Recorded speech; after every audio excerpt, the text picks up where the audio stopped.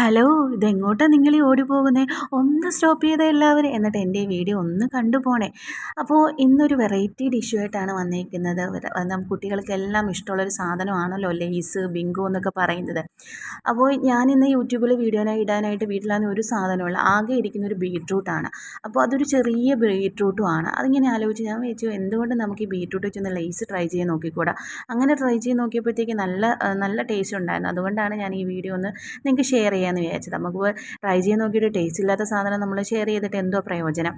അപ്പോൾ ഇത് ആരെങ്കിലും മുമ്പേ ചെയ്തിട്ടുണ്ടെങ്കിൽ ഒന്ന് കമൻറ്റ് ചെയ്യാൻ മറക്കല്ലേ. ഇതിൻ്റെ ടേസ്റ്റ് ഒന്ന് കമൻറ്റ് ചെയ്യുക. ഇഷ്ടപ്പെട്ട് ഈ എന്താണ് ചിലർക്ക് ബീട്രൂട്ടിൻ്റെ ടേസ്റ്റ് ഇഷ്ടമല്ലായിരിക്കും. പക്ഷേ ടേസ്റ്റ് ഇഷ്ടമല്ലാത്തവർക്ക് പോലും ഇഷ്ടപ്പെടുന്ന ഒരു റെസിപ്പിയാണ് കേട്ടോ ഇതെന്ന് പറയുന്നത്. റെസിപ്പി ആയിട്ടൊന്നും പറയേണ്ട, നമുക്ക് ആർക്ക് വേണമെങ്കിലും എപ്പോൾ വേണമെങ്കിലും ചെയ്തെടുക്കാൻ പറ്റുന്നതാണ്.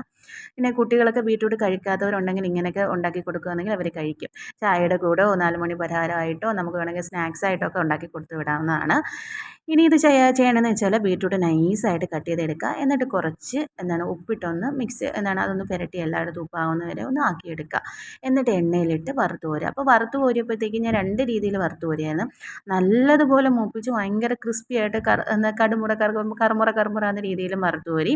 അതുപോലെ തന്നെ അത് അത്യാവശ്യം ക്രിസ്പിയാണ് എന്നാൽ സോഫ്റ്റുമാണ് ആ രീതിയിലും എടുത്തു. അപ്പം എനിക്കും ഇഷ്ടപ്പെട്ടത് കറുമുറയെക്കാട്ടി ഇഷ്ടപ്പെട്ടത് ചെറിയ അത്യാവശ്യം കട്ടിയും അതുപോലെ തന്നെ സോഫ്റ്റ് ആയിട്ടുള്ളതാണ്. കുട്ടികൾക്കും ആ രീതിയാണ് ഇഷ്ടപ്പെട്ടത്. അപ്പോൾ നിങ്ങളുടെ ടേസ്റ്റിനനുസരിച്ച് നിങ്ങൾ എന്താണെന്ന് വെച്ചാൽ അതിനെ ആക്കിയെടുക്കുക. അതിനുശേഷം അതിലേക്ക് കുറച്ച് കറിവേപ്പിലും കൂടെ വേവിച്ചിട്ട് കൊടുത്തിട്ട് കുറച്ച് മുളക് പൊടി ഇട്ട് കൊടുക്കുക. ഒരു എരിവിന് വേണ്ടിയാണ്. എരിവ് കൂടുതൽ വേണമെങ്കിൽ കുറച്ച് കൂടുതൽ ഇട്ട് കൊടുക്കുക. എന്നിട്ടൊന്ന് മിക്സ് ചെയ്തെടുക്കുക. എന്നിട്ട് കഴിക്കാൻ നല്ല ടേസ്റ്റ്. ഇതിൻ്റെ ടേസ്റ്റ് എന്ന് പറഞ്ഞാൽ മധുരം കാണും, അതിൻ്റെ കൂടെ ചേർത്ത് ഉപ്പുള്ള ടേസ്റ്റ് ഉണ്ട്, പിന്നെ കുറച്ച് എരിവും കൂടെ ഉണ്ട്. പക്ഷേ അതെല്ലാം കൂടെ ചേർന്ന് കഴിക്കുമ്പോഴത്തേക്കും നല്ല രുചിയാണ്. എല്ലായ്പ്പോഴും നമ്മുടെ വീട്ടുകളിൽ എല്ലാ സാധനവും കാണണമെന്നില്ലല്ലോ. നമ്മളെല്ലാവരും ഒരു മിഡിൽ ക്ലാസ് ഫാമിലിയാണ്. അപ്പോൾ ഉള്ള സാധനം വെച്ച് നമ്മൾ സന്തുഷ്ടരായിരിക്കുക അല്ലേ. അപ്പോൾ ദയവിൽ കൊള്ളാൻ തോന്നുകയാണെങ്കിൽ ചാനൽ സബ്സ്ക്രൈബ് ചെയ്യുക. ബൈ.